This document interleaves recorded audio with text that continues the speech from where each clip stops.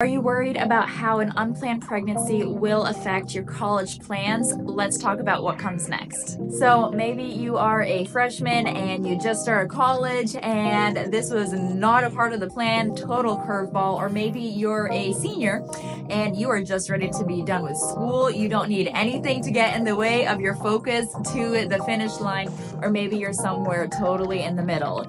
No matter what, there are options available to you, and we want to make sure that you make the most empowered, most educated decision. So the first step is to get your pregnancy medically verified. You may have taken a home pregnancy test, it said it was positive, but the next step is to let somebody, a nurse or a doctor, read the pregnancy test that they take in their office. You can find a lot of places do it for free, so I'm going to put a link in the description for you to find a place near you that will maybe do it for free.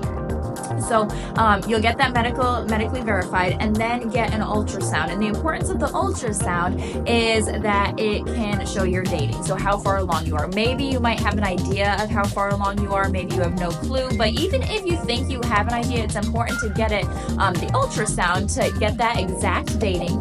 Then you can really see how far along you are, and it sees if the pregnancy is in place, or if it looks like it might be miscarrying, or it can rule out, hopefully, the potential of an ectopic pregnancy, which can be dangerous if undiagnosed. Now, once all of that is done, a lot of the places that you go to will go over your options. If they don't go over your options with you, make sure to find a facility that will share all the options with you. So I'm going to share some of them with you in a short snippet. Now, the first option that a lot of people often think of when they're facing an unplanned pregnancy is terminating the pregnancy.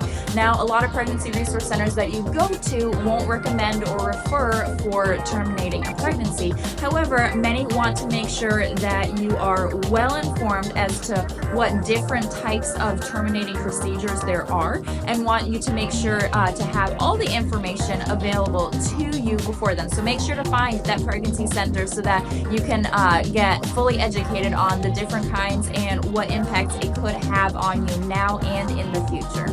The second option is adoption. So that might feel totally foreign to you, even thinking that in that aspect, but a lot of women have gone through with that and found that it has been helpful for them being able to finish their college career, go on to find the career that they wanted to work in. And sometimes if they choose certain adoption types, they can even stay in touch with their child as they grow up. So there are lots of different types of adoptions, from being able to stay in touch with children through maybe phone calls, maybe pictures or postcards, emails, something like that. Or maybe you're like, you know what, I'm ready once this baby is born for this time in my life to be in the past, and so you might choose a closed adoption, and that's totally okay too. You might be able to even choose the family that adopts your child. So there's a whole lot of options and empowerment that you're able to have within the adoption process if that's something that you were to choose. And the last option is parenting. So right now, you might feel totally unequipped, totally unqualified, unprepared to be able to parent a human child. And if that's how you're feeling right now, that is okay. You can take a deep breath. Thankfully, you don't have to make a decision today. So in the parenting option, there actually are different colleges and dorms that can offer some dorms for moms with babies or with kids, which I think is a really, really cool way to empower moms to be able to finish their education. There are also pregnancy centers all around the country that offer parenting classes. So if you feel like I have no clue what I'm doing, I don't know how to parent, they'll offer parenting classes for free. And a lot of times you can even earn some materials, materials that your baby will need as they're growing up. So cribs, clothes, diapers. So a lot of times those pregnancy centers exist to be able to get those resources to you so that you're able to focus on other things like college.